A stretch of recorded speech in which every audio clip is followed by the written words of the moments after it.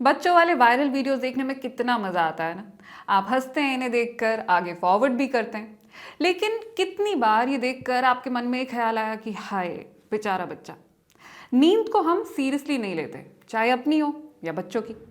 देखिए, अगर बच्चे की नींद पूरी हो जाएगी तो सुबह आपको उसे धक्के मार कर नहीं जगाना पड़ेगा, वो अपने आप ही उठ जाएगा। आपको लगता है कि जब आपका बेड टाइम हो तो बच्चों का भी हो जाए, और सुबह जब आपकी आंख खुले तो उनकी भी खुल जाए, और यहीं पर आप गड़बड़ कर जाते हैं। नमस्कार, मैं हूं ईशा, आप देख रहे हैं सेहत टॉक। तो चलिए आज जानते हैं कि किस उम्र में कितनी नींद आती है।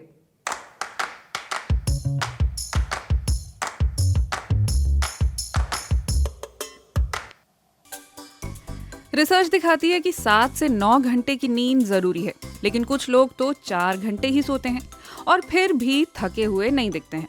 इन्हें विज्ञान की भाषा में नेचुरल शॉर्ट स्लीपर कहा जाता है। तो फिर मैं हिसाब कैसे लगाऊं कि मुझे कितनी नींद की ज़रूरत है? देखिए, नींद सेहत के लिए ज़रूरी है, क्योंकि जब हम सोते हैं तब हमारे दिमाग में रिपेयर का काम होता है। अगर आप नींद पूरी नहीं करते हैं तो आप जल्दी बीमार पड़ सकते हैं, क्योंकि आप अपने इम्यून सिस्टम को कमज़ोर कर रहे हैं। साथ ही नींद पूरी ना होने के चलते आप दिन भर चिड़चिड़े रहते हैं, स्ट्रेस को ठीक से डील नहीं कर पाते हैं, जल्दी थक जाते हैं, मोटिवेटेड फील नहीं करते हैं और चीज़ों पर कॉन्सेंट्रेट भी नहीं कर पाते हैं। मोटे तौर पर आपको कितनी नींद की ज़रूरत है ये आपकी उम्र पर निर्भर करता है। नवजात शिशु 14 से 17 घंटे तक सोते हैं, कुछ तो 19 घंटे भी सो सकते हैं। जैसे जैसे उम्र बढ़ती है नींद घटती रहती है। फिर 18 की उम्र आते आते हमें 7 से 9 घंटे की ही ज़रूरत रह जाती है। बुढ़ापा आते आते इतना भी नहीं सोया जाता। इसलिए 65 साल के अधिकतर लोग कुछ 4-6 घंटे ही सोते हैं।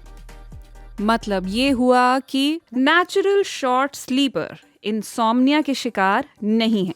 उन्हें और नींद आती ही नहीं है। उनका डीएनए ही कुछ ऐसा है। काश मैं भी ऐसी होती। मतलब ये हुआ कि उम्र के साथ साथ आपकी जीन्स भी आपकी नींद को निर्धारित करती हैं। नेचुरल शॉर्ट स्लीपर्स के डीएनए में ऐसी म्यूटेशंस होती हैं जिनसे उन्हें ये सुपर पावर मिल जाती है। कम सोकर भी वो फिट रहते हैं, ना बीमार होते हैं, ना थका हुआ महसूस करते हैं। ऐसा क्यों होता है ये तो साइंटिस्ट अब तक समझ नहीं पाए हैं, और आप खुद को कम सोने के लिए ट्रेन नहीं कर सकते हैं। और ना ही ऐसा कोई टेस्ट होता है जो आप डॉक्टर के पास जाकर करवा लें और रिजल्ट में लिखा हो कि आपको कितने घंटे की ज़रूरत है। तो फिर पता कैसे करें? एक छोटा सा स्लीप वेकेशन कर लें। स्लीप वेकेशन मतलब छुट्टी पर जाइए, अपना स्मार्टफोन, लैपटॉप, आईपैड सब छोड़ दीजिए और मन भर के सोइए। 2 हफ्ते के लिए टेंशन फ्री होकर सोने की कोशिश करें। मुश्किल है, आई नो। इसीलिए छुट्टी के दौरान ये ट्राई करें। रोज रात को सेम टाइम पर सोने जाएं और फिर सुबह बिना अलार्म के जगें। शुरुआत में आप ज़्यादा सोएंगे क्योंकि आपके शरीर को बैकलॉग पूरा करना है, लेकिन 2-3 दिन बाद आपको एक पैटर्न दिखने लगेगा। आपका शरीर एक रूटीन में चला जाएगा, और ये सोने का सबसे अच्छा तरीका है। हर रोज सेम टाइम पर सोएं, सेम टाइम पर जगें, बगैर अलार्म के। इस तरह से आपको ये भी पता चल जाएगा कि जेनेटिकली आपको कितने घंटे की जरूरत है, और आप बीमारियों से दूर भी रह सकेंगे। और ऐसा ही कुछ आप बच्चों के साथ भी ट्राई कर सकते हैं। लेकिन शॉर्ट स्लीपर आप यूजुअली 18 के बाद जाकर बनते हैं। उससे पहले तक आपका स्लीपिंग पैटर्न कुछ ऐसा होता है। पहले 3 महीने शिशु को 14 से 17 घंटे की नींद की जरूरत होती है। फिर 1 साल की उम्र तक वो 12 से 16 घंटे सोते हैं। 2 साल की उम्र तक 11 से 14, 5 तक 10 से 13, 12 की उम्र तक 9 से 12 घंटे, और इसके बाद 8 से 10 घंटे की नींद की जरूरत पड़ती है। इस चार्ट में आपको जो मिनिमम आवर्स दिख रहे हैं, अगर बच्चा उससे कम सोता है तो उसकी डेवलपमेंट ठीक से नहीं हो पाती है। होता यह है कि नींद में हमारे दिमाग की सफाई होती है, और अगर हम नींद पूरी नहीं करेंगे तो दिमाग ठीक से काम नहीं कर पाएगा। इसलिए बच्चे चिड़चिड़े हो जाते हैं, पढ़ाई में ध्यान नहीं लगा पाते हैं, उन्हें मीठा खाने की तलब होती है। तो अगर आपको बच्चों को डिसिप्लिन करना है तो शुरुआत कीजिए नींद से। अब आप कहेंगे कि हम तो बच्चों को टाइम पर बेड में ले जाते हैं, लेकिन वो सोते ही नहीं है। अगर बिस्तर में जाने से पहले बच्चा कुछ ऐसा खाएगा जिसमें शुगर कंटेंट ज़्यादा है तो वो सो नहीं पाएगा, क्योंकि शुगर ब्रेन को अलर्ट करती है। सोने के लिए हमें ब्रेन को काम डाउन करना होता है। तो आइए अब जानते हैं कि ऐसा क्या खाएं कि नींद अच्छी आए।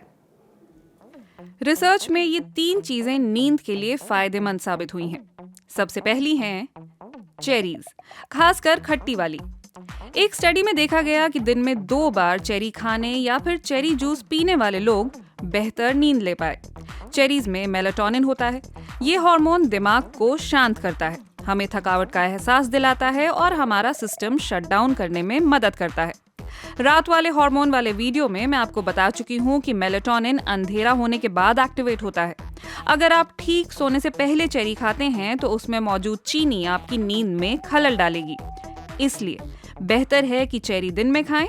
रात तक चीनी पच चुकी होगी, मेलाटोनिन अपना काम शुरू करेगा और आप अच्छे से सो पाएंगे। लिस्ट में दूसरा नंबर है दालों का। इनमें ट्रिप्टोफैन नाम का एमिनो एसिड होता है। हमारा शरीर इसे खुद नहीं बना सकता। ट्रिप्टोफैन सेरोटोनिन नाम का हार्मोन बनाने में मदद करता है। ये हार्मोन हमें दिन भर एक्टिव रहने में एनर्जी देता है। अंधेरा होने के बाद सेरोटोनिन मेलाटोनिन में तब्दील हो जाता है, लेकिन ये केमिकल प्रोसेस तभी मुमकिन है जब शरीर में विटामिन बी और फॉलिक एसिड सही मात्रा में मौजूद हों। दालें हमें ये दोनों अहम चीजें भी देती हैं। इसके अलावा दालों में कॉम्प्लेक्स कार्बोहाइड्रेट्स भी होते हैं। इनसे शुगर लेवल धीरे धीरे बढ़ता है, पेट लंबे वक्त तक भरा रहता है और आप अच्छे से सो पाते हैं। और फिर नंबर आता है केले का। इनमें भी ट्रिप्टोफैन और सेरोटोनिन होते हैं। इनके अलावा केलों में मैग्नीशियम और पोटेशियम भी होता है। ये सोते हुए हमारी नसों और मांसपेशियों को शांत रखते हैं। इनकी कमी से रात में बार बार नींद टूटती है। आपका दिमाग आपसे शिकायत कर रहा होता है कि लेवल कम हो गया है, अब किसी तरह इसकी भरपाई कर दीजिए। साथ ही केले आपकी आंतों में मौजूद बैक्टीरिया की सेहत के लिए भी अच्छे होते हैं। खाना अच्छे से पचेगा तो नींद भी अच्छे से आएगी।